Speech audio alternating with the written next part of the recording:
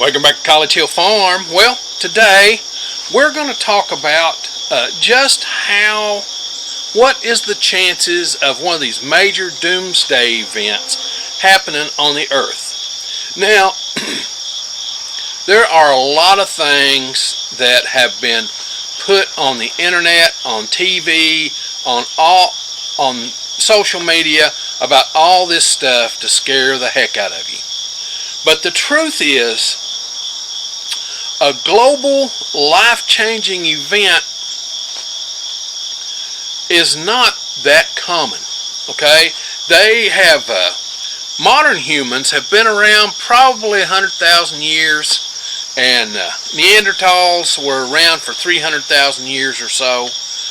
Denisovians the same. So, in that time, did they see a worldwide apocalypse? Yeah, they probably did. Humans survived them. We've had bottlenecks all through our prehistory. Neanderthals went extinct about 40,000 years ago, so humanoid species can go extinct. But we don't know if Neanderthals went extinct or just interbred with modern humans. So there is good evidence that they interbred with modern humans because some people have Neanderthal DNA. So let's take a look at what's the chances of some of these major apocalypses happening, and we'll try and use science and statistics to explain it. Okay, to start off with, let's say that I say something has a 1 in 10,000 chance of occurring. That means today there's a 1 in 10,000 chance that it will occur. Tomorrow there's a 1 in 10,000 chance that it will occur. 3 weeks from now there's a 1 in 10,000 chance it will occur. 10,000 days from now there's still a 1 in 10,000 chance that it will occur. Okay? When we talk about prepping and we talk about being prepared for the different things that could happen, 9 times out of 10, or I should say 9,999 times out of 10,000, we are looking at some other type of event happening. Loss of a job, loss of income, sickness and injury, okay? Those are the things that you should prep for everyday things. A major snowstorm, a power outage, okay? Those are the things that you should prep for right up front. A major thing is a lot different. So let's talk about how your chances are for the different things happening. Okay, there are about somewhere in the neighborhood of 10, I think there are 9 major supervolcanoes. Okay, so let's say one of the supervolcanoes go up. It could be Pinatubo. It could be the caldera in California, or could be one of the others. It could be any of them. It could be Yellowstone. But let's say, what are the chances of one of those 8 or 9 going poof? Okay? What are the chances of that happening? Well, every day it's about 1 in 10,000. That's why I used that statistic a minute ago. So today, you've got about a 1 in 10,000 chance of a major volcanic eruption that is enough to disrupt. Now, when I'm talking about major, I'm talking about something like a major volcanic eruption could cause global famine, okay? Could cause crop failures, the year without a summer, okay? Remember in, I think it was 1816, they had the year without a summer because a major volcano had gone off. Not a super volcano, but just a major volcano had gone off and threw up enough stuff into the atmosphere that it snowed in Maine in June. Okay, so crop failures were common. These mosquitoes are tough this morning. Crop failures were common, so that's a major thing. You got a 1 in 10,000 chance. And every day the chance does not increase. Okay? It's like saying today is 1 in 10,000, tomorrow would be 2 in 10,000, next day would be 3 in 10. It doesn't work that way. Okay? That's not the way statistics work. It's a 1 in 10,000 chance each day. There could be a famine, Yellowstone, Toba in Indonesia. There's a whole bunch of these. They're very rare, but they could be globally devastating. The next one's an asteroid impact. The chance of an asteroid impact. Now, based on all of the asteroids that we've seen. Now, if you look at the moon, I love to take my telescope out and take pictures of the moon. That's one of the things, as a physics person, we love astronomy, okay? So I love to go out and take moon pictures or Mars pictures or Jupiter, okay? I like doing that. It's relaxing. But out past between Mars and Jupiter, Jupiter's an asteroid and comet sucker, okay? It's pulled in tons and tons and tons and tons and tons, millions of tons of asteroids, and they're trapped in a belt there between Mars and Jupiter. It's called the asteroid belt. There's a good chance that two of those could collide and throw them out of their orbit, all right, and send them hurtling toward the sun. Well, if they can escape Jupiter's gravity that's kind of holding them there, and a lot of times it happens when Jupiter's on the other side of the sun and the asteroid belt's over here, that's when they get away. But if it could come hurtling toward the sun, well, everything in our solar system is rotating around the sun. Don't think that it's rotating in these circles, okay? You've got to remember, the sun is traveling at about 1 million miles a day. The sun is traveling, and the planets are rotating around it as the sun's traveling, okay? It doesn't look anything like that perfect circle model of the solar system that you've seen. Pay no attention to that. You can look it up. Trust me, you can look it up. The sun's moving about 1 million miles a day. We're moving about 60,000 miles an hour, traveling around the sun. Alright? So, and then the asteroids are moving as fast as us. So they get sucked, one gets sucked in and heads toward the sun. Well, it's going to be drawn toward the sun as fast as we're rotating. So it's traveling at 60,000 miles an hour, 120,000 miles an hour, very quick coming through the solar system.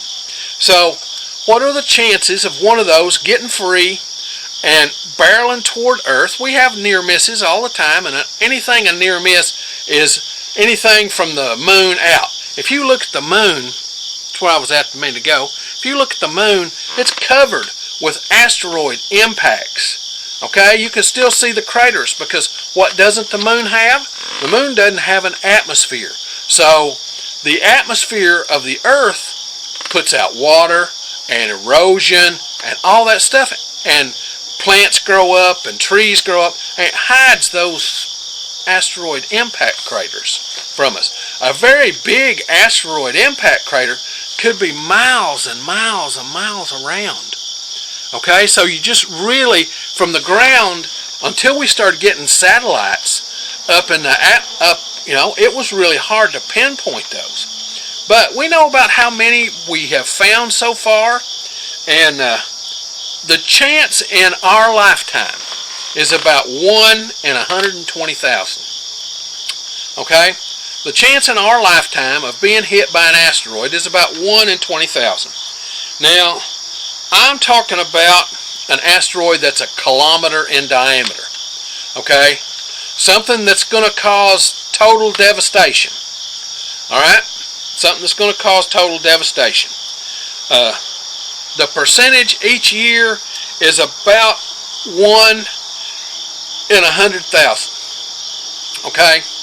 1 in 100,000, maybe 1 in a million for a 1 kilometer asteroid. A 1 kilometer asteroid is an extinction level event. It's like the asteroid that took out the dinosaurs. It could block out the sun. The dust thrown up by it into the upper atmosphere could block out the sun for 3 decades. All right, that's what we think happened to the dinosaurs.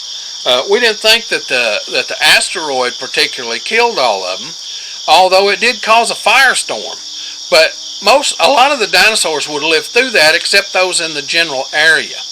All right, so they all didn't die at once. They died over a 10, 20, 30-year period because everything else died. The trees died, the leaves died, the plants died. When the plants died, the plant eaters died. When the plant eaters died, the carnivores died. Okay, so that's what happened to the dinosaurs.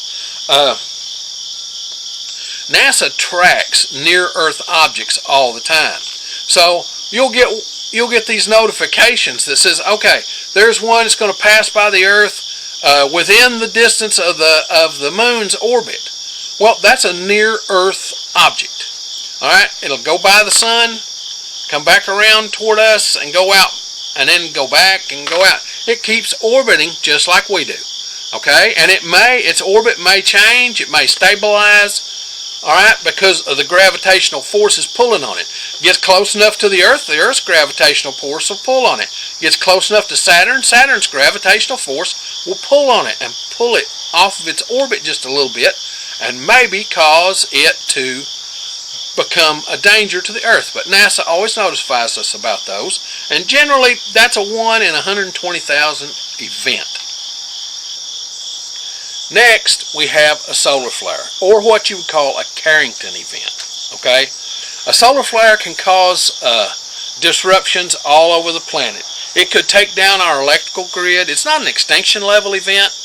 It could be an extinction level event, but most of the time, it would take out our geosatellites. It would take out, and it may not take out all of them. It may take out the ones over one portion of the planet. Okay. It could cause an overload to the electrical grid, so the power could be off for months and months and months. It could take years to get over that. Now, remember the way I showed you that we travel. We're traveling, the sun's here.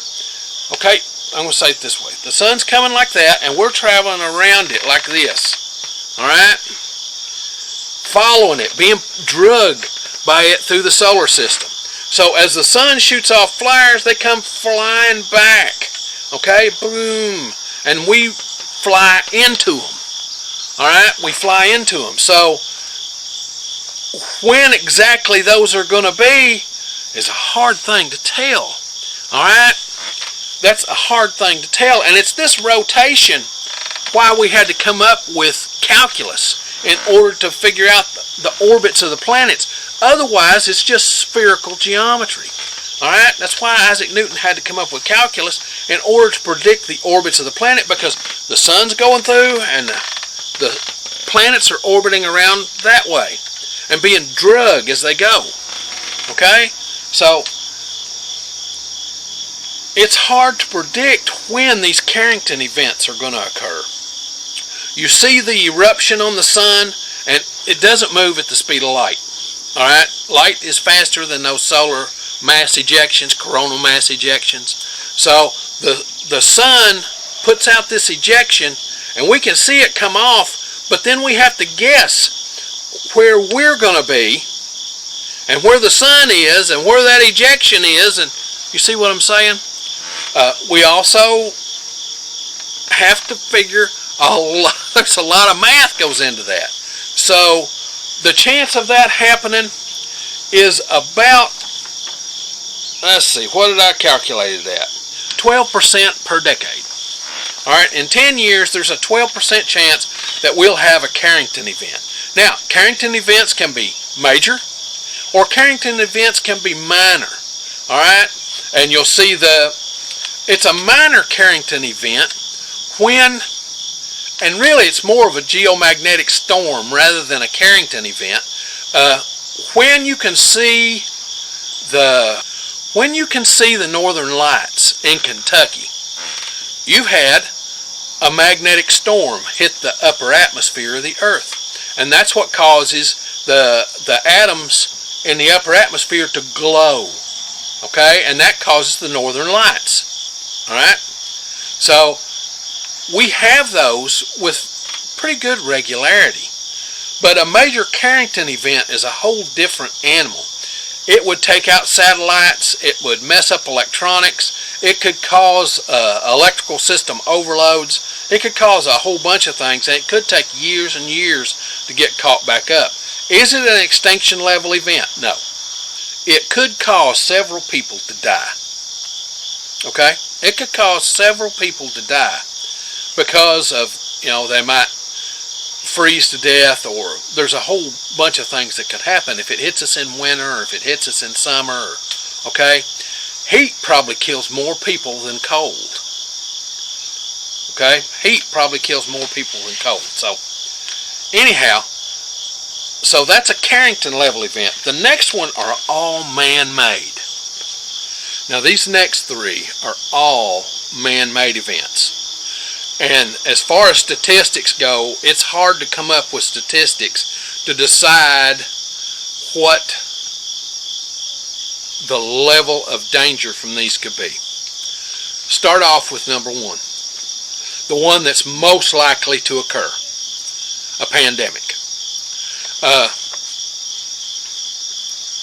Biotechnology has become so advanced that any master's level biology student who was good could engineer a bioweapon that could take us out. We've all seen the movie The Stand. Okay? That could happen. That one is a fictional movie, but that one could happen. Imagine somebody engineered a virus that was almost 100% contagious, say 90% contagious, and about 85% fatal. It would kill billions and billions and billions of people. And we're in a global society. If it takes it a week to kill, we wouldn't know it was on the planet until it was all over the planet. Okay? We wouldn't know it was on the planet until it was all over the planet. So, yeah, a global pandemic is probably more likely than an asteroid or a supervolcano or an electromagnetic pulse or any of that. The next one is nuclear war, and I lump electromagnetic pulse in with nuclear war. Now, a lot of preppers are so concerned about an EMP, and they worry about Faraday cages and all this stuff to protect their electronics. The truth is, if an EMP strikes the planet, it's probably not coming from outer space, okay? It is probably the result of global thermonuclear war. Okay? So if you're worried about an EMP, worry about a nuclear war first. Now me, I don't worry about an EMP or a nuclear war. I hope it strikes me on the head. It doesn't take a whole lot of nuclear weapons to create a nuclear winter. Alright? The United States has plenty, Russia has plenty, China has plenty, India has plenty, Pakistan has plenty, Israel has plenty, France has plenty, okay? Great Britain has plenty. There's all kinds of nuclear powers on this planet who all it takes is a couple of people to get together to decide they want to get rid of somebody else, and there we are. So that is a man-made apocalyptic thing that could happen. Nuclear winter, Carl Sagan described it. Some people don't believe him. I'm sorry, but I believe him. He's dead on. A nuclear winter could definitely be a thing because the bombs we have now are way more powerful than Hiroshima and Nagasaki. And you can still measure the stuff in the atmosphere from them. So, how do you predict that? Well, you can't. You can't. The more global tension goes up, the more problems we have globally, the more the chances are of that happening. Scientists came up with something called the doomsday clock, and it's really kind of bullshit, but you know, they're just saying we're getting too close to nuclear war, we need to figure out to do something else. That's all it means. Then there's cyber attacks. Let's say we have a cyber attack that takes down the electric grid. That could be a big deal because everything is becoming computerized now. The electrical grid is computerized, so they can shunt power immediately from here to there, to there, to there. My meter here at my house is electronic, and nobody has to come up and read my meter anymore. They can read it from the power company. So they know exactly how much electricity I'm getting. But what if that meter, let's say we have a cyber attack and somebody attacks and they can no longer read those meters and they no longer have anybody to come out and read them.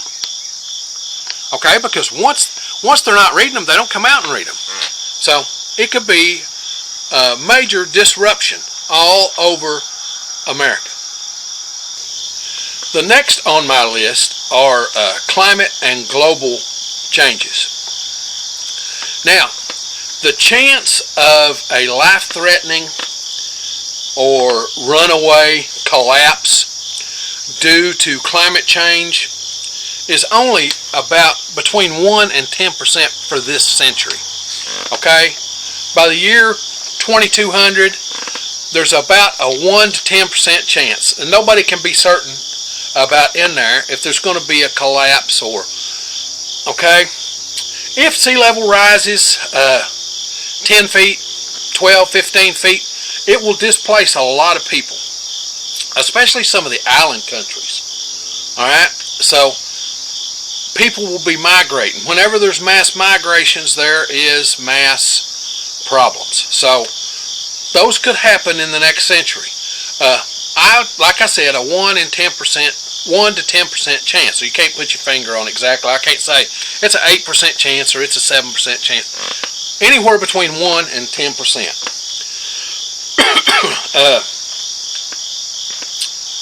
It can cause wars. Okay, when people migrate, it causes wars. The people from the sea migrated back during the Bronze Age and caused the Bronze Age collapse. The Egyptians had to fight them off. The Hittites had to fight them off. That's what happened to the Hittite Empire. They just disappeared. Okay, so yeah, there was those things caused by climate change for them. They had a climate catastrophe. Their crops failed, and people were migrating. So you lose these empires. These empires declined over these times and got gone. It could be long-term disruptions. There could be all kinds of reasons how climate change could cause disruptions. It could cause disruptions in the food chain. It could cause disruptions in the growing of food. It could cause disruptions in the weather patterns. Okay, so that the shipping might have to change. You see what I'm saying? It could cause a good example. Panama's experiencing a drought. Okay, they've been experiencing a drought for a while due to the shifts in climate patterns. The way they do the Panama Canal goes from the Atlantic Ocean to the Pacific Ocean and vice versa. And what they do is they fill up a lock, a boat pulls in and they raise it up to go to the next level, and then they let go to the next level, and then they raise it up and it goes to the next level, okay, until it crosses all of Panama, and then it starts going down in the next level and down, and they fill all those locks with fresh water coming off of a lake, okay, that they keep filled from rain. Well, when they don't get enough rain, they don't have enough water to fill the canal. So they can only let through 10 ships a day as opposed to letting through 100. Okay, so it could slow shipping, or else they have to go all the way around the Cape of Good Hope, around the Horn there in Argentina. So Yeah, that would create a lot of disruption. Now, the global food system is another one. If we get climate change, and let's talk about just the global food system, you know that we're in a trade war right now, started by the United States. Okay, don't be fooled. It was started by us, but we're in the midst of that. And what that's doing is it's creating, how do I say it? It's creating a problem for our farmers. For example, by now China would have already bought $3 billion worth of soybeans from us, but they haven't bought any. They bought them from Brazil instead. Okay? Now that's going to be hard on the farmers that raise soybeans, because China was our #1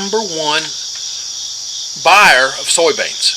So that's going to be a little tough on the farmers that raise soybeans.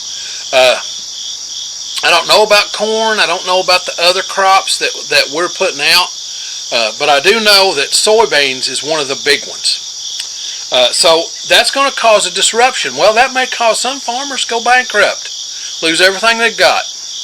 Now, I know we talk about corporate farms. The large corporate farms only occupy about 12 to 14% of our farms, okay, in the United States. Now, all farmers that have big pieces of property become corporations. It's a tax thing, okay?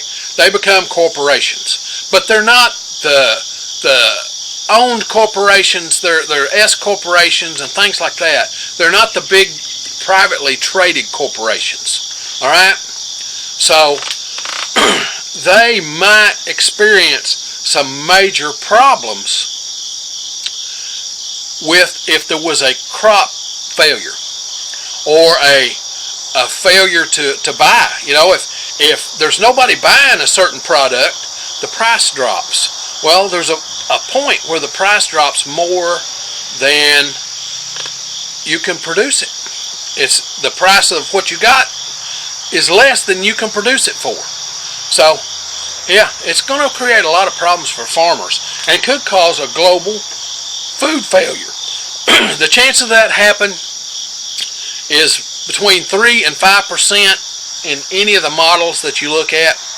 So that could cause global famine, which could cause all kinds of stuff going on. The canceling the U.S. aid may kill thousands and thousands and thousands, maybe millions of people. But, you know, that's what they're doing. I don't know why they're doing it. It's just what they're doing. Okay. The last on my list is the rise of artificial intelligence. Some see artificial intelligence as being maybe becoming uncontrollable. I don't see that in the near future.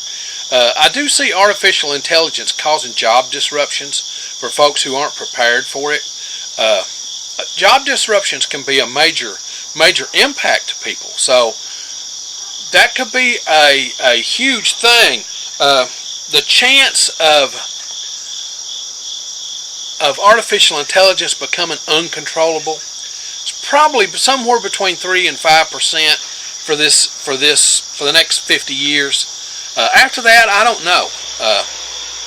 Depends on how advanced robotics becomes. The amount of energy being consumed by the different AIs around the planet may become unsustainable. Okay? They may become totally unsustainable. So it may not be as big a threat as some have feared, but it might be a threat still. Now, if it does surpass human control, and that's a hotly debated issue,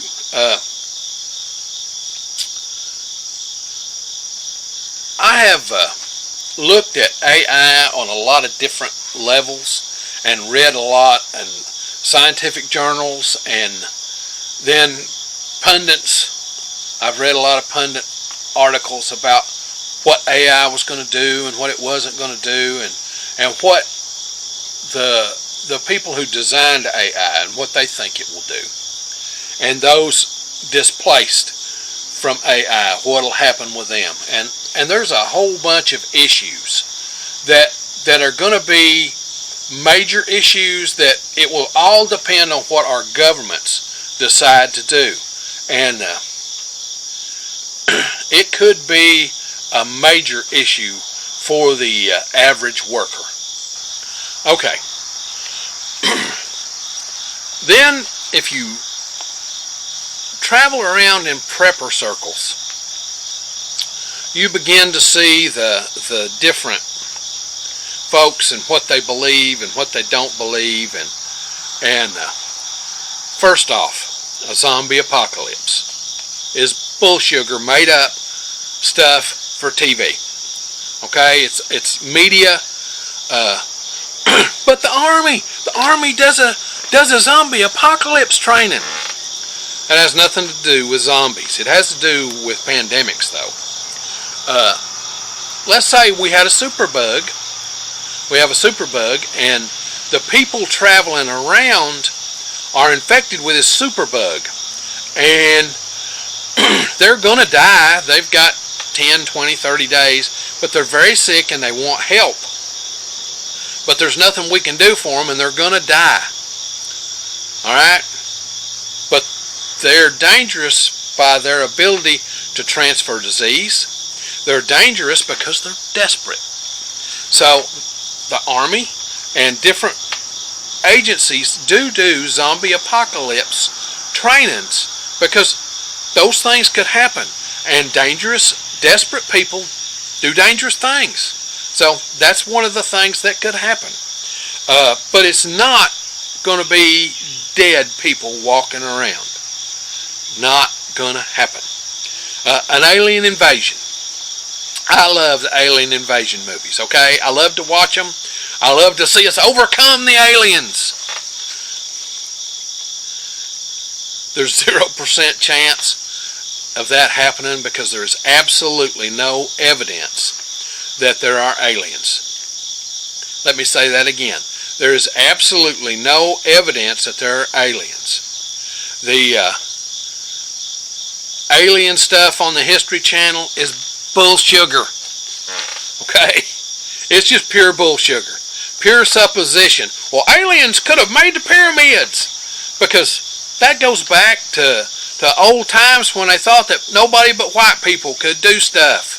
No way those Egyptians could have built those pyramids. Don't fall for that stuff. It's pure bullsugar. A biblical apocalypse. Again, there is no proof. Okay? No proof that there could be a biblical apocalypse. People have been saying that Revelations was coming since the day Jesus died. Alright? So it's not, I would say that as far as percentage, I just say there's no evidence. There's no way I can give you a percentage. A black hole from a particle collider.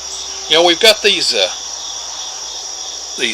particle accelerators, and they're trying to create a minor black hole. Well, there's a 0% probability that we create a minor black hole and it gobbles up the Earth. Okay? It's not going to happen. It would be a minor black hole and then it would disappear in just instance. Alright? It can't hold together in that small space. So it would be there and then it would be gone. Alright? Probably milliseconds. So it's not going to destroy the Earth. Again, purely made up for media's sake. Fantasy. Finally, there are lots and lots of things that individually, you know, a 1 in 10,000 chance, a 1 in 120,000 chance, a 1 in a million chance. There are lots of things individually that could be a global, life-threatening event. Taken as one thing that's really, really, really far out chance of it occurring. Okay? But when you take it as a congregate, as an aggregate of all of it put together, policymakers, preppers, everybody has to take that seriously and has to look at it seriously. Hence, the government has a program that looks for near-Earth objects in case we get hit by an asteroid. Okay, it's a 1 in 120,000 chance each day of getting hit by an asteroid. Well, that's a very minuscule, maybe 1 in a million chance of being hit by an ELE, an extinction level event, ELE. But if we look at that as an aggregate and think, well, shouldn't we be doing something about that? Yeah, we should. We can't spend the farm on it because it is so far out there. But we're looking at ways, NASA's looking at ways that we could deflect an asteroid. All right? That's something that we could do something about. We need to understand that a global pandemic could be any time, so we have to work on what our response is going to be to a global pandemic. All right? So governments have to take this seriously and don't look at it trivially. And the advancing technology of today in our global society has to be one of the things that we pay attention to. Because the truth is, in this society, if we don't pay attention to the global possibilities of what's going on, technology will outpace us in a way that becomes dangerous to us. So we have to pay attention and be willing to regulate that, and not with fear, but with scientific proof and evidence-based study. We have to use science in all of these things so that we understand and can head off any possible dangers. So that's my take on what you should prepare for. Prepare for that winter storm. Prepare for that loss of a job. Prepare for that injury. All right? Crystal and I have a year's worth of food at any one time. Most of it's in a freezer, so we're going to we have a generator, but I would rather have a solar generator, something that wasn't costing me money just sitting there, for the gasoline.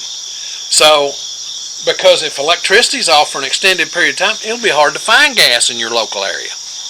Okay? So, if you had a solar system that could just run your freezers and your refrigerator, well, that would be a huge, huge, huge thing. So, just those kinds of things is what I look for. A downturn in the economy, those kinds of things. If something happened and both boys lost their job, I've got enough ground here to raise us enough food to get by. All right? So, that's my take on the probabilities of a major event occurring. Now, if you like this stuff, this homesteading, prepping, doing it yourself kind of thing, be certain to come on out to the channel and subscribe. We do this homesteading, prepping stuff every day, sometimes 1, sometimes 5 videos. Just depends on how much is going on that week. If you hit the little bell right here, it'll notify you when we upload a video. We generally upload on Tuesdays, Thursdays, and Sundays. We're having a hard time getting those 3 in every week, but we're just doing the best we can. So now, time for me to get on to the next thing. I love you all.